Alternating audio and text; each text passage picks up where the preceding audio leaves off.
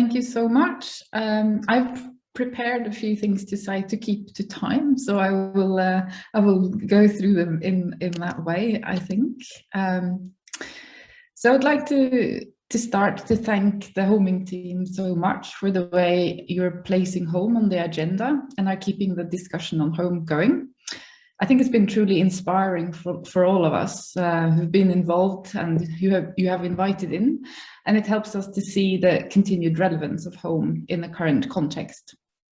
So today we are celebrating the book of interviews with many scholars. Here's the book. It's very nice to have a physical copy of it. I think for me, the interview in the book is very much a wonderful conversation that I remember fondly from the day after a very successful first conference of the Homing Project in Trento, which was an amazing opportunity to reflect with the team on issues of home that is very important to me, and I think have continued to be important in the 4.5 years since we met and had that conversation.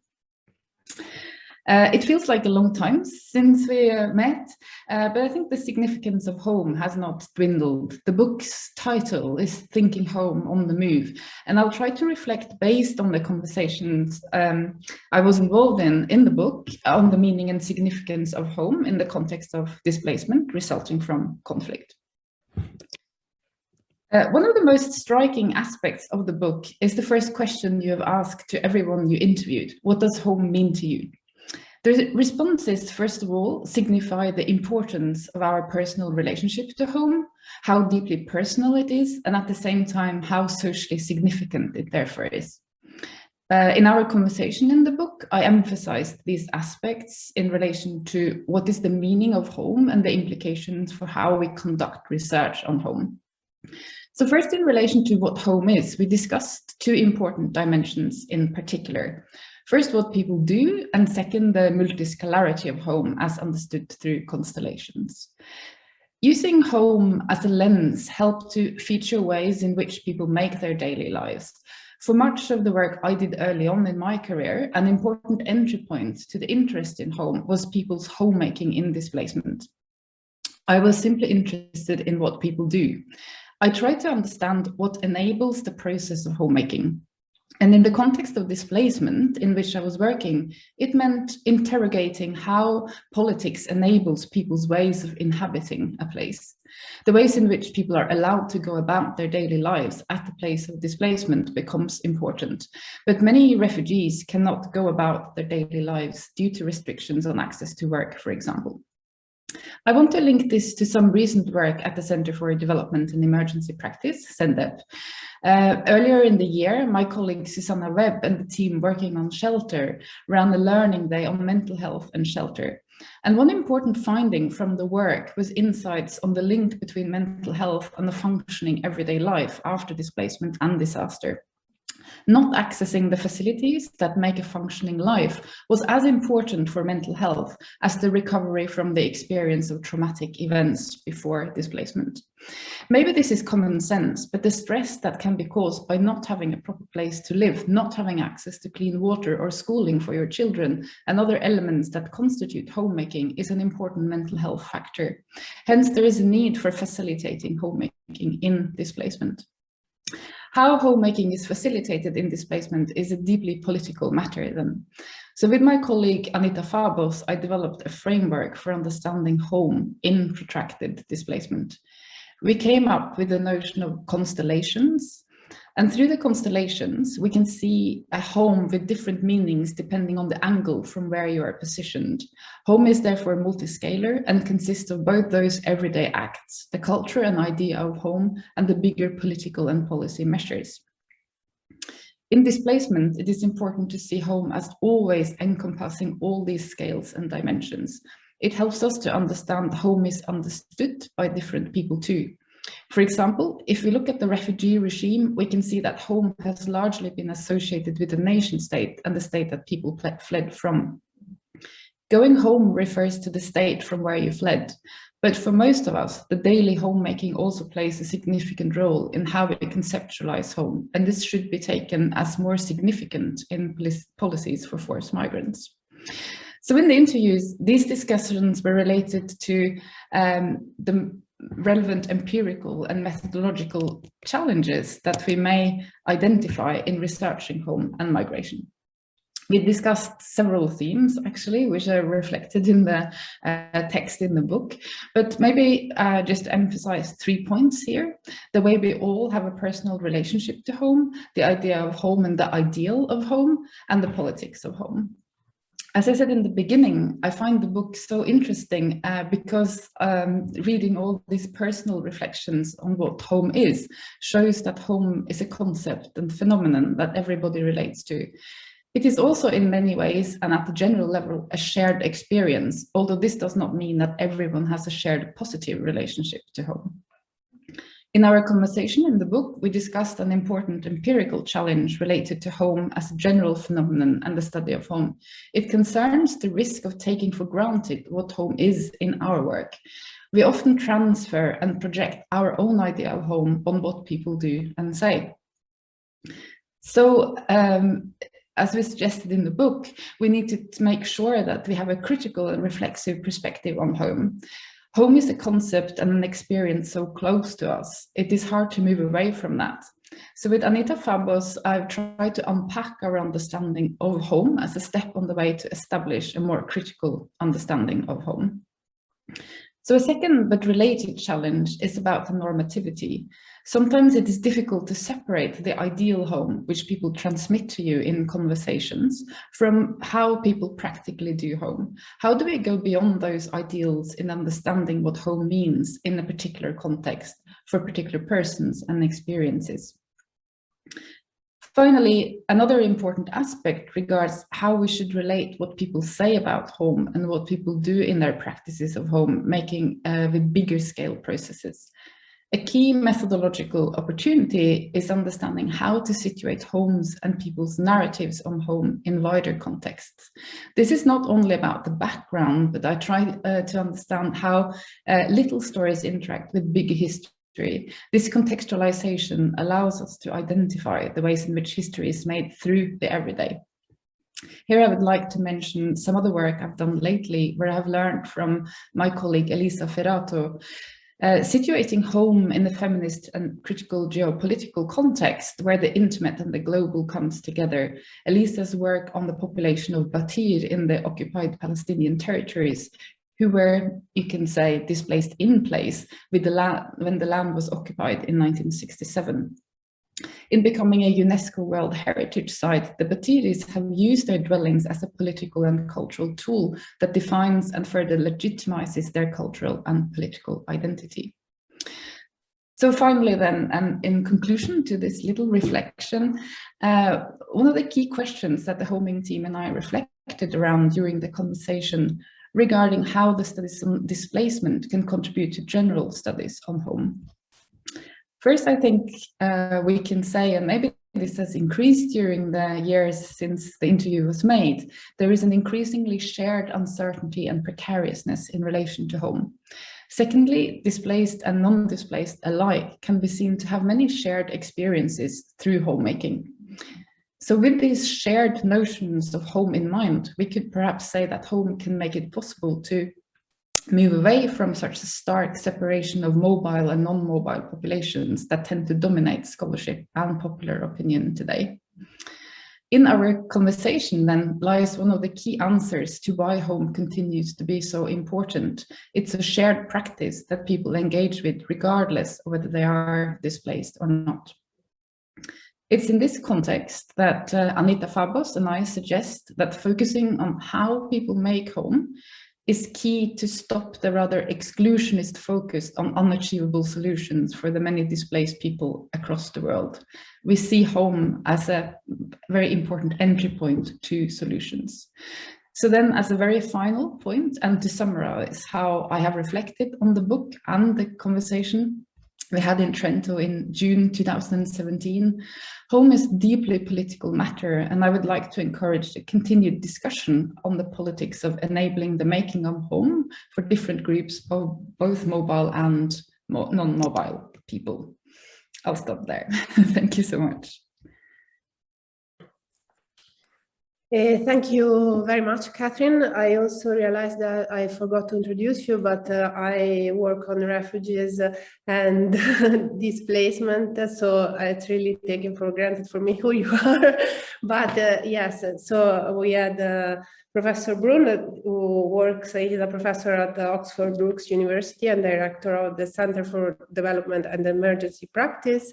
And now we have Professor Willem Duyvendak, I hope I said it right, who is distinguished professor of sociology at the University of Amsterdam. And thank you so much. The floor is yours. Thanks. Thanks for the invitation to share some thoughts. And like Cathrine, I really think this is a wonderful book. Congratulations to the homing team for another wonderful publication. I really learned a lot, I have to say, and I cannot go into details of what I learned, but also reading these interviews, I realized how rich and rather well developed actually the field of home studies is becoming, which is something we couldn't say 10 or 15 years ago. I will give some comments, some observations, mostly based on the book and not so much a review of a criticism of the book, but let's see. And I think that there might be some interesting parallels, but also some differences between what Cathrine just said and my observations. When I was reading the book, I read it, Home on the Move, really as a rather specific experience. So this is not about home at large, but home on the move, which then is slightly less place-bound, perhaps still the spatial experience, but particularly a special attachment, as the authors write. And I was thinking about in which language actually then the broader meaning of home comes close to home on the move, but my knowledge of languages is rather limited, I have to admit. But perhaps être chez soi is in that sense something, since it is less spatial, right? That gets closer than the English or the Dutch. Anyway, we can think about that. The biggest contribution of the book for me is that it is, and it teaches so much, it learns me so much because of all these scholars who know so much about home on the move, on the specificity of that experience. And therefore I would not be in favor to easily generalize it in terms of that the non-mobile people and the mobile people in that sense have comparative experiences. So that might be an interesting disagreement with Cathrine.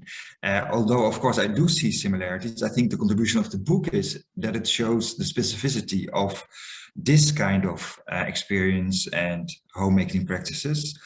And that's not what Cathrine, now I'm going to say something critical, not regarding Cathrine, but more in general. Within political theory and philosophy, we do know there are some authors, right, who say, aren't we all nomads in this world? These kind of overstatements. And I think, no, we are not. Some people, you can say it's a question of degree, but still this makes it into a very different experience of home. We are not all migrants, we are not all nomads. And I'm not denying, of course, that society, if you wish, has become perhaps slightly more fluid, or not to deny that the society has become more globalized. But I think the good thing of the book is that it shows the specificity of the experience of migrants and asylum seekers, and that by generalizing that experience, we are actually running the risk of underestimating the specific pain of that experience. So therefore, I think it's extremely important to say, well, this book is really about that. So that is a risk, that we are underestimating the specific pain. And sometimes, I was just reading over the weekend also another book, that was actually overestimating the relevance of the migrant experience for people who are non-migrants. And there the argument then goes like, oh, but these migrants, they are very special. They have bicultural experiences, so they are better equipped for the modern, fluid, postmodern world than people who are non-mobile are. Well, I also think that that argument is highly questionable, I have to say. Although I would love to see migrants be an example, I'm not sure whether that's the best way to frame it. So I would say this book teaches me a lot about the specificity of this experience, and that's my only critical remark. Therefore, I was somewhat surprised that in the introduction and the conclusions, often it was again far broader. It was home and home feeling at large, and not so much about the specificity of that experience, whereas I would have expected more to read about that. That's not to say, second part of my remarks, that it's easy to draw those specific conclusions regarding this specific experience. Of course, those should be relational conclusions, right? Particularly because a lot of the experience of people on the move are so bad, given the attitude of people who are not so mobile, often majority people, right? The mainstream. So I would be very much in favor of relational conclusions, but those relational conclusions should not think that because the majority and the mobile people frame the experience in the same language, they all claim not to feel at home anymore, that therefore their experiences are similar. They are not at all.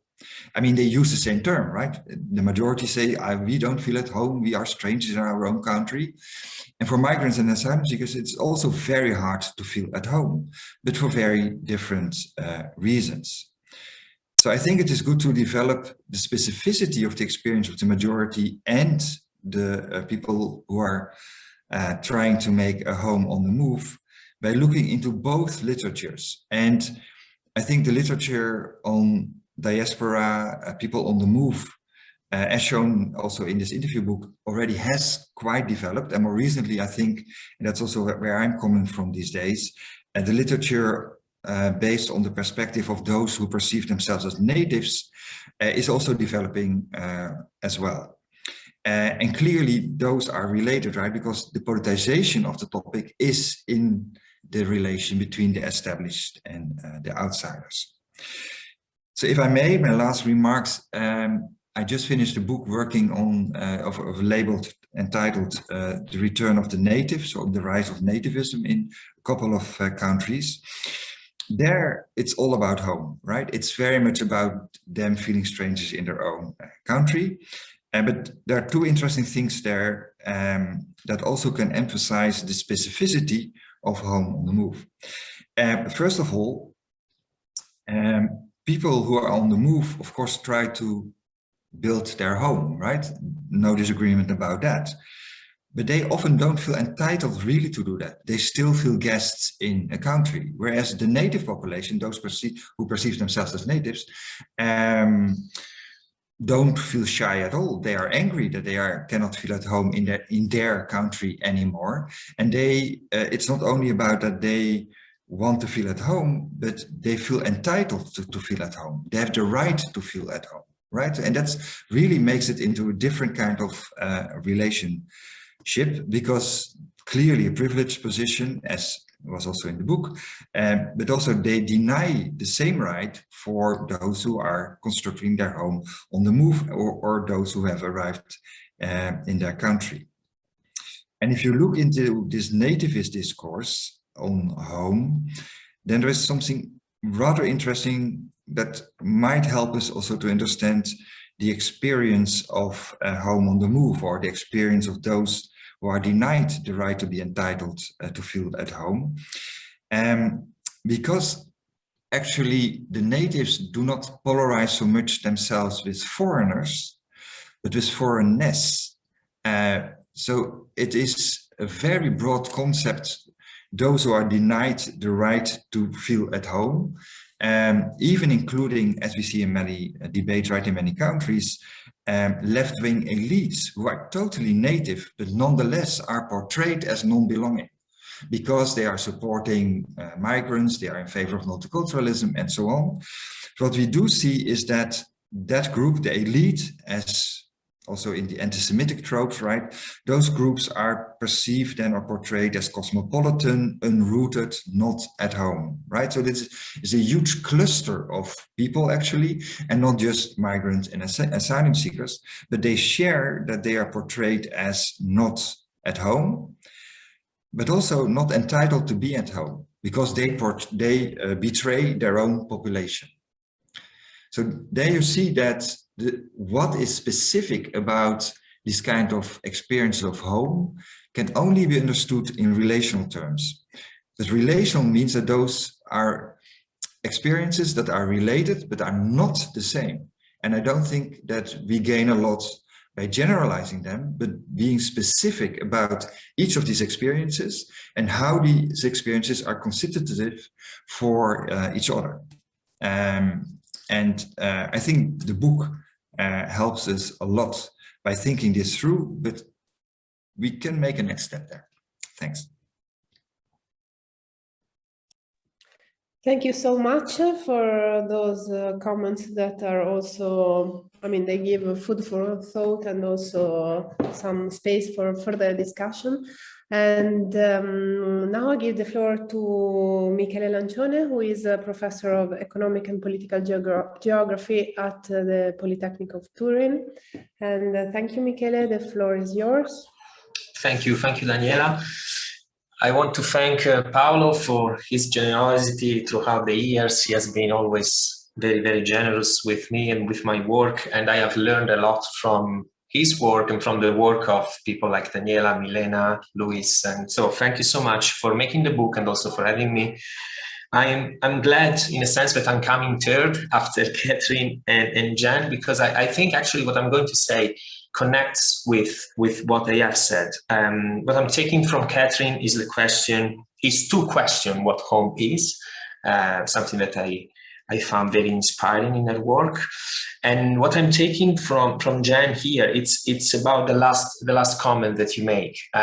You said that we shouldn't conflate things on each other, and we should, look at specific, their own specificities, but also, looking at the relationship between them.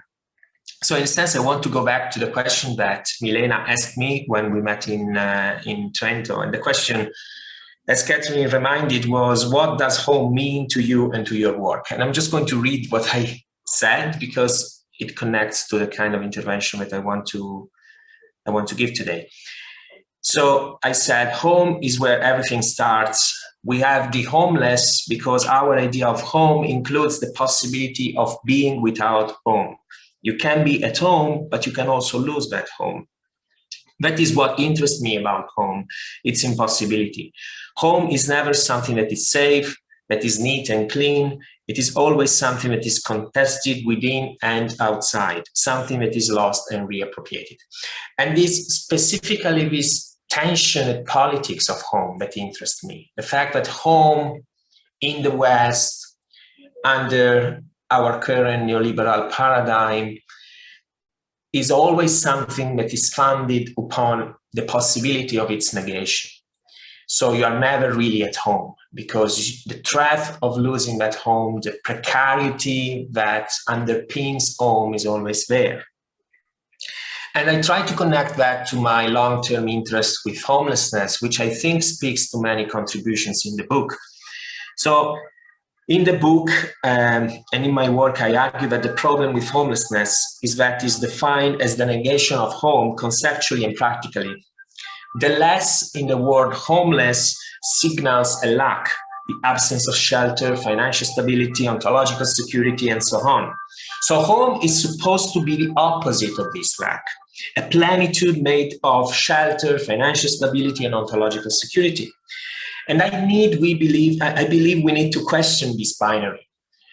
We need to ask why home is something that has the potential of becoming a lack, why it has the potential of being eradicated, and why it can be displaced. To do this, we must look at the precarity that structures both these concepts together. And it is that thing that I think is very important. How home and homelessness are all together, not as one the opposite of the other, but how the two are all together. Because both are founded on the same affective substratum, if you want, on the same embodied precarity. This is a condition that is perceived by everyone, but of course, at very different levels. So one thing is to be sheltered, and one thing is not to be sheltered, obviously. A rough sleeper is affected by precarity in ways that we cannot imagine. Our bodies are not exposed to the same degree of privation. But this does not mean that we are different in kind or outside of the same affective game. We are also subject to housing precarity in less intense forms. The burden of debt that results from the financialization of housing as an asset, the normalization of addiction, the trauma of living in violent households. These are all forms of precarity that affect people who are not homeless in the conventional framing, because precarity is the precondition of being at home in the contemporary urban West and possibly beyond. So why I'm saying this? Where do I want to get with this? Well, essentially the point that I want to make in that interview, and I think it runs through actually many of the interviews, is that home is constructed around an exclusionary act. Home is made of walls and doors, which create control and allow the policing of a border. Home is made of social relationships based on emotional bonding, a bonding which is carved out through exclusion, at least in the conventional sense. Home is constructed in its material form by accumulation of capital, accumulation that emerges from and reproduces systems of oppression. And home is structured by internal exclusions, unbalanced gender power relationships, and paternalistic modes of breeding. In other words, our lovely home is grounded in multiple forms of exclusion. It is rooted in precarity. So in a sense, where my interest lies in this kind of conversations is in trying to see that home is not that safe harbor that lies there to which we want to attain because we are going to hold to it, we are going to be secure in it. But actually home is founded upon the same substratum, which is an exclusionary substratum that also affects the ones experiencing the lack of shelter, the lack of what we conceive as home. So the fictional distinction between the normal home and the pathological state of homelessness is a bordering tool. It's not in and out. It's really the making of a border. It creates something. It creates the other of home, the deviant other, a passive subject of study and care. It disguises the fact that actually we are not that much different. And when I say we, I'm talking about the privileged ones that are at home, that much different from the other that is not supposedly at home. And I don't mean that in the soft humanitarian sense of a shared underlying humanity that persists in spite of difference. I mean that we are actually not very far removed. The same forces that make the experience of homelessness out there affect us too, affect the ones that belong into home too. The difference is, of course, one of intensity, but not of kind. We are all under the same pressure, under threat from the same forces, as contemporary housing crises show. As bell hooks argued, the margins are neither a place nor a category to define a group. Instead, the margins are the site of a tension politics of resistance. And it's this second aspect that is very interesting for me. So the politics is not just about this fact that home and homelessness are not factually distinct, but there is also this politics of resistance that comes out of this bordering game between home and homelessness. So if we look through the bordering, if we look in the move, okay, in the performativity of living through that bordering between home and homelessness, we can see that people, communities have already developed a practical and effective challenge to precarity because they had to. And I think this is precisely the point that connects what I'm trying to say with Cathrine's work. Here, people are dwelling in ways that break open the habitual status quo. Here, people are organizing themselves, sometimes in mundane ways, to oppose the precarity and displacement at the bottom of conventional ideas of home. Here, people are inhabiting the cracks of the world, which are also the places where the lights get in, if we want to take from Anzaldúa. This is not about romanticizing poverty and its enduring trauma. It's about taking back trauma seriously as something from which something else emerges, as something that has its own ways of articulating its own liberation. And I just want to give an example that I referred to in the book, and also it framed the conversation that I had with Milena. For a very long time, for about 6 years, I engaged with Bucharest as a city and with several communities of homeless people, drug users, sex workers on the move, in a sense they constantly move their place in the city. And I just want to make this example about this community living underground, a few meters away from the main train station of Bucharest. That community showed me the ways in which radical dwelling could be woven into the fabric of the apparently homeless existence. So it showed me that thing that Belloni was saying about inhabiting the margins as a site of resistance.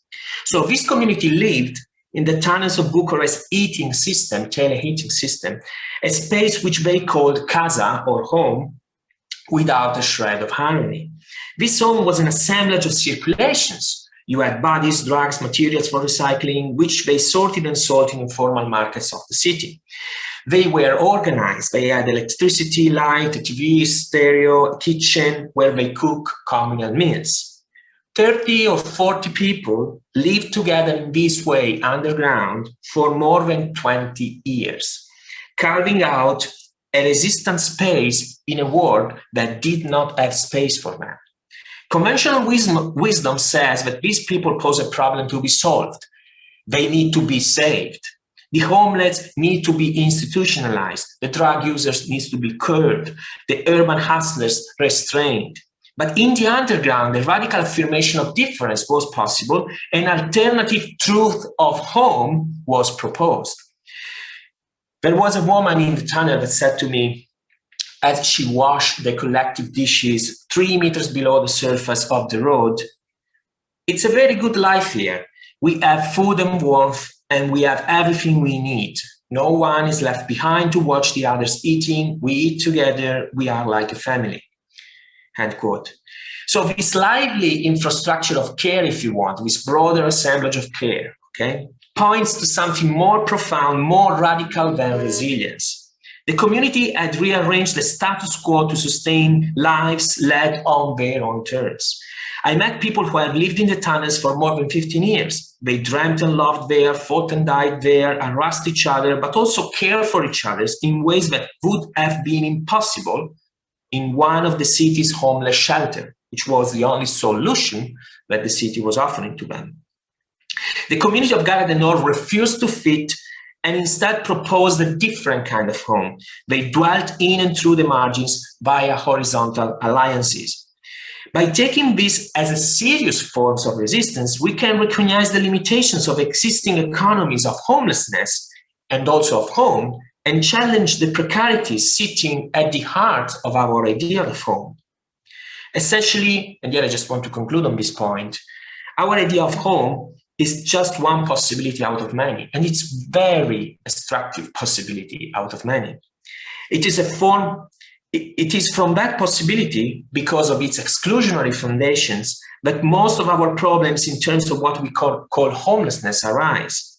What we need is not another policy to bring people back to that kind of home, but a collective effort to construct a different home, learning from those who are already there, like my friends in Bucharest, through their own margins to do so. And obviously, this is not something entirely new. I mean, anarchist thinking around solidarity and around homing, feminist thinking around the violences structuring our patriarchal ways of being into the world have already said these kind of things.